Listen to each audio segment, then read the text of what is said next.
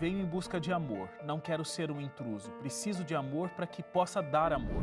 Uma entrevista reveladora com o pastor Rafael Santos. Então essa carta aí, ela salvou a minha vida. Então ela foi a minha apresentação. Ele vai falar sobre ter sido entregue ainda bebê a uma família adotiva. A rejeição, ela marca demais o coração de qualquer pessoa. E contar como em meio a uma infância conturbada, ele decidiu viver pelo Evangelho. Eu era um projeto falido e Deus mudou a minha história. Agora, no Identidade. Oi, pastor, bom dia. Bom dia não, boa noite. Por favor, fique à vontade. Pastor, sabe o que eu fiquei pensando? Quando começaram a te chamar de pastor, foi estranho. Estranho, muito estranho. Porque a gente vai falar aqui de como você foi uma criança, digamos, difícil, e aí de repente a pessoa se torna um pastor. Eu imagino que até para você tinha horas que era meio surpreendente ouvir, poxa, eu sou um pastor. Com certeza. Inclusive teve uma vez que uma irmã me viu, já era pastor já no estado do Ceará, uma irmã me viu de longe e ela falou assim pro meu presidente, meu Deus, aquele menino tá aqui, que menino perigoso. E eu estava na escola adventista. Aí o meu presidente falou assim, mas você está se referindo a quem? Não, aquele rapaz ali, aquele menino é muito bagunceiro. Aí o meu presidente olhou para ela e falou, ué, mas ele é o pastor de jovens. Ela, pastor de jovens? Misericórdia. Mais uma bênção, né? Deus, mas o pessoal dava uma exagerada ou realmente você era complicado? Era assim, meio que... Era meio que uma exagerada, mas sendo algo real. Fundo de verdade ali, De muito verdade. bem. Pastor, mas você vem de uma realidade muito difícil, né? Você foi entregue pela sua mãe biológica para uma família quando ainda era um bebê, recém-nascido, né? Me conta como é que foi isso, porque na verdade até a tua mãe te entregar para essa primeira família não foi a família que te criou. Como é que foi a tua trajetória ainda bebê? Isso. Na verdade, a minha mãe, ela acabou me entregando para uma família, a primeira família. A razão eu não sei se de repente ela não tinha condições financeiras ou eu nasci um imprevisto. Você nunca conheceu essa família? Nunca conheci, eu não sei assim a finalidade, né? Então, ela me entregou para uma família, eu passei o dia na casa dessa família e quando o marido chegou à noite, essa família queria adotar uma criança, mas eles queriam adotar uma menina. E quando eu cheguei, quando o esposo chegou e me viu, ele falou que não poderia me adotar porque eu era homem e ele queria uma menina. Então, esta família me entregou agora para uma outra família. E eu passei o dia na casa de uma família e à noite na casa dessa outra família. Esta outra família sabia de uma outra família que queria adotar um menino, porque essa outra família já tinha 4 meninas. Então, eles prepararam tudo, né? Então, eles me colocaram numa banheira, me levaram até a porta desta família. Ao meu lado, eu era recém-nascido, chorava muito. Eu nasci um pouco meio que desnutrido, tinha um osso meio que diferente assim, aqui no meu corpo, então tinha que ter alguma coisa que me apresentasse. E ali foi providenciada uma carta e eles colocaram do lado, tocaram a campainha e foram embora. Até que essa família veio e quando eles abriram a porta eu estava lá, numa banheira. Tenho a carta aqui que você plastificou, né? Porque é uma memória interessantíssima, né? Da tua história, que você tem muito pouco, né, material dessa época, você, né, enfim, não conhece muito dessa tua primeira história. Deixa eu ler aqui. Posso? Pode. Nascido em 30 de julho de 1982, às 10h20 da manhã.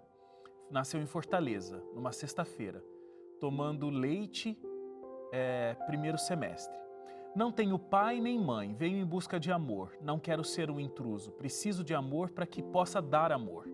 E você, meu pai, você, minha mãe que me acolheu, preciso de um lar. Não me rejeite, por favor. Não quero ser mais uma criança abandonada dentre tantas outras que existem tão carentes, tão só. Quero fazê-los feliz, quero ser feliz. Está muito próximo o seu dia e eu sou o seu presente. No próximo ano, quem sabe, eu já posso chamá-lo de papai. Eu cheguei ali nas vésperas do dia dos pais. Ah, por isso está próximo o seu dia. Então, essa carta aí, ela salvou a minha vida. Então, ela foi a minha apresentação. Então, como eu não tinha como falar nada, não tinha como me defender, eu não tinha como falaram alguma coisa, essa carta aí, ela foi Disse o meu por áudio. você. Ela foi o meu áudio. Então, o que eu sentia, eu estava precisando de alguém. E essa carta aí, ela me ajudou muito. Agora, enfim, como você era recém-nascido, e aí você inclusive fez toda essa troca de famílias ainda muito pequeno, você não tem essa memória, te contaram, né? Isso. Mas isso te marcou? Você tinha ainda menino, tal, um sentimento de, sei lá, vazio, uma carência, uma dificuldade de não ter conhecido a tua família biológica? Você acha que foi por isso que você era uma criança tão bagunceira, hiperativa, sei lá como caracterizar? Eu te digo que hoje a psicologia certamente iria dar esta como uma das razões, né, pelo meu comportamento. Eu tinha mais ou menos uns 2 anos, isso a minha mãe que me contou, 2 anos, ela já começou a passar toda a história para mim. Minha mãe, que é a minha mãe hoje, ela teve muito cuidado, ela me amou muito. E aos 2 anos de idade, ela já foi tentando me explicar que eu não tinha nascido da barriga, eu tinha nascido do coração. E ela foi explicando, fazendo essa analogia aí. E aos 2 anos, segundo ela, eu já tomei uma decisão. 2 anos. Eu estava juntando os meus brinquedos, coloquei numa sacola e falei que ia embora de casa. Ia embora de casa, eu com 2 anos de idade. Eu tive um probleminha lá em casa, aos 5 anos, eu tomei outra decisão. Eu falei para minha mãe, eu vou embora. E minha mãe falou assim, mas você vai para onde? Vou morar na rua. E eu coloquei minhas coisas numa mochila e minha mãe ficou com a minha irmã observando, vamos ver o que é que vai dar. E eu fui até o ponto de ônibus e eu fiquei lá esperando. Vou embora, vou para a rua, vou para a rua.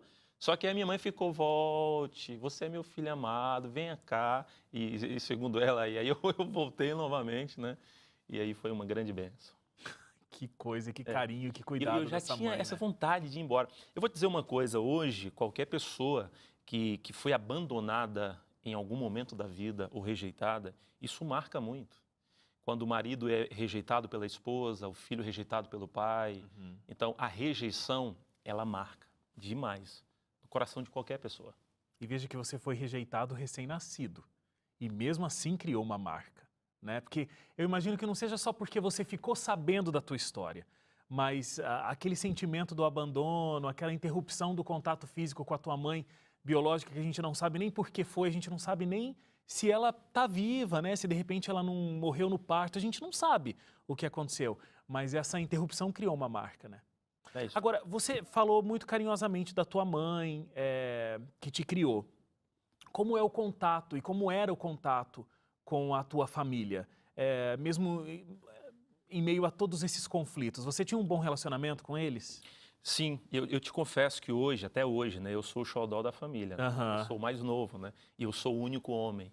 Então, a minha mãe, ela tem um orgulho muito grande, assim, de mim, né? A minha mãe, ela sempre teve um carinho muito especial. Meu pai também, eu tive a infelicidade de fazer o sepultamento do meu pai, mas foi alguém que eu marquei, assim, que a memória, assim, do meu pai, o ensinamento que ele me deu, o relacionamento que eu tive nessa família foi tremendo. Então, para mim, assim, na prática, essa é a minha família. Eu fui gerado nessa família. Claro. Eu tinha um probleminha com as minhas irmãs, a gente brigava muito, né? Eu era o único homem, as 4 irmãs, eu era o mais novo, eu era o xodozinho, tinha um curto-circuito familiar. Normal em todas as famílias, né? Mas a gente foi crescendo, amadurecendo e hoje, graças a Deus, a nossa família ela é muito unida.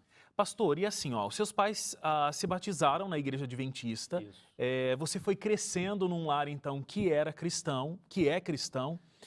Como era a presença de Deus na sua vida, mesmo vivendo todos esses conflitos e tudo mais? Quem era Deus para você naquele período? Eu te confesso que no primeiro momento parece que era meio que automático. Tá. A minha ida à igreja, a experiência com Deus, era tudo meio que automático.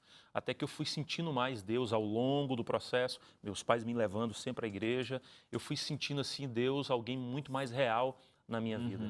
E eu comecei a frequentar a igreja. Eu te digo que eu fui à igreja por causa do meu pai e da minha mãe. Eu me lembro que todo sábado, que era o dia que a gente ia costumeiramente à igreja, eu sempre tinha uma dor de barriga, entendeu? Então, Sei. todo sábado, no início eu não gostava muito de igreja, não tinha muito assim o perfil de ir para a igreja, entendeu? E todo sábado eu tinha uma dor de barriga, todo sábado eu tinha uma dor de barriga, até que um dia minha mãe me ensinou Ela falou, meu filho, você está com dor de barriga, não vai à igreja por causa disso? Eu falei, mãe, está doendo muito, então a mamãe vai fazer um chá para você. Passei a manhã toda tomando chá, eu não vi a hora de chegar o próximo sábado. E de tanto eu ir para a igreja, eu senti um gosto pela igreja. E isso me ajudou muito. Você tinha tantas dificuldades assim de relacionamento com outras crianças e até com os adultos também, que você chegou a ser expulso de um clube de desbravadores. Não vamos falar expulso, né? Você foi carinhosamente convidado a não mais frequentar. Não mais frequentar. A minha mãe, depois que ela entrou na igreja adventista, ela foi batizada, meu pai também, e eu ia automaticamente com eles. Eles me colocaram num colégio adventista. Para você ter uma ideia, a minha mãe quase que frequentou a escola nos mesmos dias que eu frequentava, de tanto que ela era convidada para conversar o lá. problema. É quase que minha mãe teria que ser matriculada na escola. E minha mãe ia muito na escola para resolver problema. E aí a minha mãe falou o seguinte, você está muito problemático, a gente precisa te ajudar. O meu ciclo de amizade também estava me influenciando negativamente. E a minha mãe agora tomou uma decisão. Ela me colocou para morar no interior do Ceará. E agora eu fui morar com o meu tio. Passei quase que um ano morando lá. Menos de um ano, o meu tio ligou para minha mãe e pediu retorno. Falou o seguinte, tem que devolver porque não dá não. Aí eu recebi retorno, eu voltei para casa da minha mãe e foi quando a minha mãe me colocou no clube de desbravadores. E aí um belo dia, a diretora associada e o diretor foram à minha casa, eu fiquei super feliz, imagina o diretor do clube chegando na minha casa e eles foram fazer o comunicado. Falaram para minha mãe, Dona Terezinha, o seu filho, infelizmente, ele está colocando os meninos todos do clube em mau caminho e para a salvação do clube, nós precisamos que ele não frequente mais. E a minha mãe ainda falou assim, mas por quanto tempo? Ele falou, não, sem previsão, não precisa mais voltar para o clube. E eu fui expulso do clube.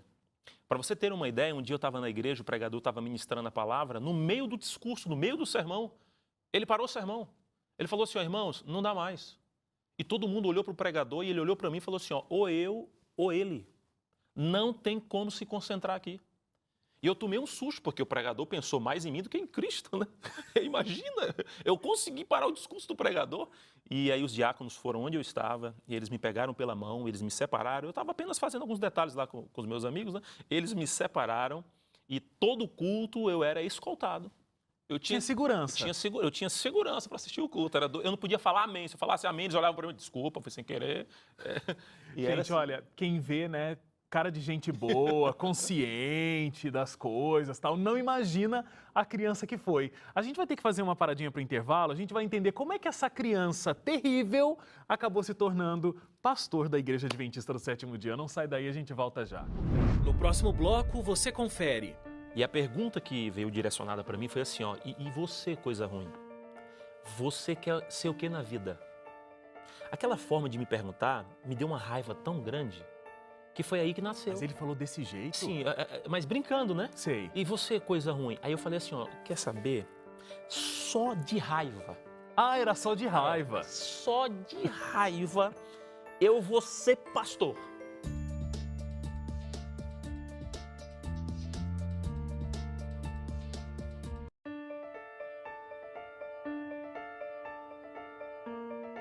Já de volta aqui o Identidade, a gente está recebendo hoje o pastor Rafael Santos, contando a história de vida fantástica e muito rica aqui pra gente. Pastor, no bloco anterior a gente estava conversando de como você teve uma infância agitada, como era difícil lidar com você naquele período. E aí, a gente ficou sabendo que num determinado momento na escola, um professor começou a perguntar na sala de aula o que cada um queria ser quando crescer, aquela pergunta clássica, né, que as crianças respondem. E aí você disse, eu quero ser pastor. Eu imagino que aquele professor deve ter levado até um choque, né? Porque ele tinha que lidar com você todos os dias e ele deve ter levado um choque. De onde vem essa certeza? Porque você falou com muita convicção de que ia ser um pastor e está aqui, sentado hoje, um pastor na minha frente. Você se lembra desse momento? Você se lembra dessa decisão que você tomou? Eu lembro. Eu te digo o seguinte, às vezes quando eu converso com algumas pessoas, o meu chamado não apareceu um anjo, não teve um milagre, não teve algo fenomenal que Deus se revelou, não teve nada disso. Eu estava lá e começaram a perguntar para os meus amigos, e aí, você vai ser o quê? Não, quero ser médico, quero fazer odonto, quero fazer fisioterapia, eu quero fazer pedagogia. E a pergunta que veio direcionada para mim foi assim, e você, coisa ruim? Você quer ser o quê na vida? Aquela forma de me perguntar me deu uma raiva tão grande que foi aí que nasceu. Mas ele falou desse jeito? Sim, mas brincando, né? Sei. E você, coisa ruim. Aí eu falei assim, ó, quer saber? Só de raiva. Ah, era só de raiva. Só de raiva eu vou ser pastor. Aí o pessoal começou a rir, tá, é o fim dos tempos, gente, como é que esse homem vai ser pastor? Jamais. Falei, vou ser pastor. Teve uma moça que eu ainda me lembro, ela falou assim, ó, mas jamais, você não tem perfil nenhum, você não dá para ser pastor. E eu olhei para ela e falei assim, ó, eu vou ser pastor e gravo o que eu vou te dizer. No dia que você passar na minha frente, eu vou batizar você. Eu te confesso que eu estou esperando até hoje ela passar na minha frente. E foi ali que eu tomei a decisão de ser pastor. Falei, rapaz, ninguém dá nada por mim, pois eu vou ser pastor. Eu não sei se eu tenho muito perfil não, mas eu vou ser pastor. E aí eu fui rebatizado na minha igreja. Eu fui rebatizado. Então, Com quantos anos? Eu era ali, talvez uns 17 anos mais ou menos. Eu fui rebatizado, Tá. porque eu fui batizado no colégio adventista aos 8 anos. Então eu fui rebatizado. E aí a igreja me colocou agora para liderar a juventude. Aham. E eu comecei agora a liderar a juventude da minha igreja local. E aí eu fiquei imaginando agora, gente, mas todo mundo dizia, porque na minha igreja eu era conhecido assim, ó, aquele menino é o Satanás. Aquele menino é o capeta. Era a nomenclatura que tinha muito aqui no meu ouvido. E eu fiquei pensando, meu Deus, todo mundo dizia que eu era o Satanás e agora todo mundo estava dizendo, esse menino dá para ser pastor, ele tem talento, ele vai ser um pastor, ele vai representar a nossa igreja. E eu ficava pensando, meu Deus, o que é que aconteceu?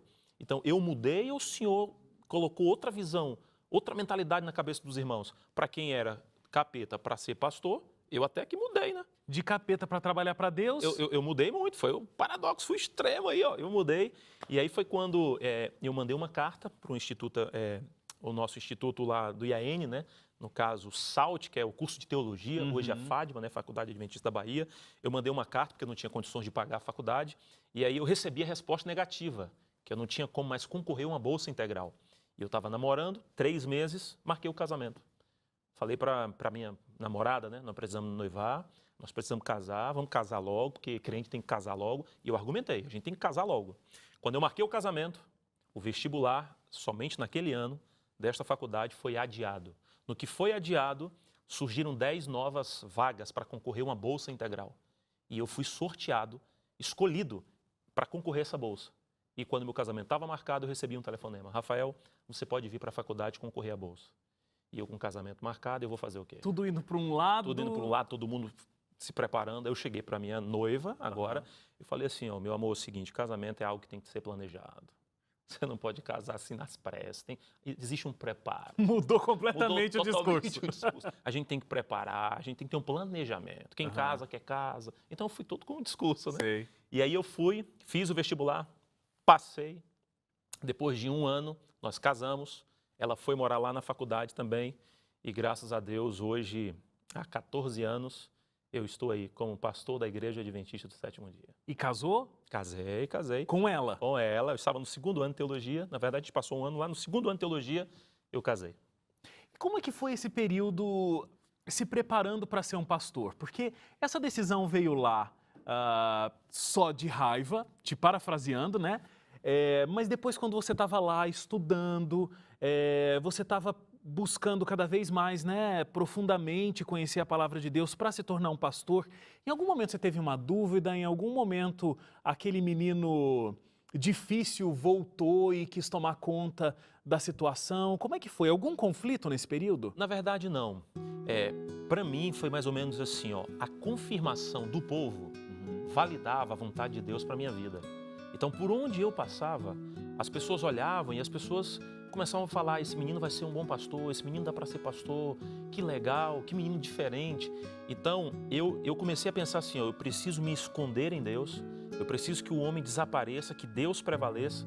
E eu fui nessa sempre, Senhor, eu preciso de Ti, que o Senhor seja evidenciado. Que ninguém olhe para esse menino, que veja apenas esse menino é talentoso, esse menino vai ser um bom pastor, mas que as pessoas comecem a observar, Deus está fazendo coisas extraordinárias na vida desse menino, olha o que Deus está fazendo através desse menino. Eu comecei a me esconder em Deus e eu criei uma afinidade tão profunda assim com Deus, um carinho tão grande, que eu vi, não, é o Senhor que vai me dar a vitória.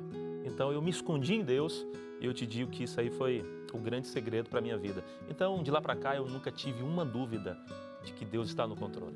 14 anos de ministério. 14 anos de ministério. Você quando fala, dá para ver isso aqui na entrevista, você é muito assertivo. Vendo algumas pregações suas que tem aí pelo YouTube e tal, a gente vê isso. Você é muito assertivo, você é muito firme no que você diz e você tem um apelo muito grande com o público jovem, né? Já desde aquele período e até hoje. Como você acha que toda essa história, tanto da adoção e de ter passado de família em família, e ter vivido essa revolta na infância, ter sido uma criança tão difícil, contribui para o teu ministério hoje? Eu era um projeto falido e Deus mudou a minha história. Do problema, Deus fez virar um testemunho. Então, eu entendo que Deus me colocou para ser referência. E é possível que, por exemplo, aqui na nossa entrevista, algumas telespectadoras aí são mães. E os filhos, eles são problemáticos. E essa mãe estava mudando de canal, está vendo essa entrevista, e é possível que essa entrevista está levando esperança para o coração dessa mãe. Com certeza. Porque existem muitas mães que têm filhos problemáticos, acham que não tem mais esperança, e através do meu testemunho, da minha vida, Deus me levanta para falar o seguinte: deu certo comigo? Pode dar certo com muita gente. Então assim, eu hoje sou um orgulho da minha mãe. Então, muitas mães podem ter essa esperança, que com Deus no centro, Deus entrando na jogada, o problema vira testemunho. Amém. Muito obrigado, pastor. Muito obrigado por compartilhar a tua história. E realmente é isso. Eu acho que pode ajudar muitas pessoas, pessoas problemáticas, né? Entre aspas, pais que realmente têm uma dificuldade com seus filhos. Com o teu exemplo, dá para ver que pode dar certo. E é isso, né? O grande segredo da tua transformação foi você ter colocado Deus no centro da tua vida, foi você ter aceitado que Deus te mudaria. E isso fez toda a diferença e isso que é tão lindo de ver na tua história. Muito obrigado. Eu que agradeço. Que Deus continue te abençoando muito, abençoando seu ministério. Amém. Você, muito obrigado pela audiência, pela sua companhia até agora. A gente está junto aqui de segunda a sexta-feira, sempre às 11h30 da noite, com histórias emocionantes. Até o próximo programa.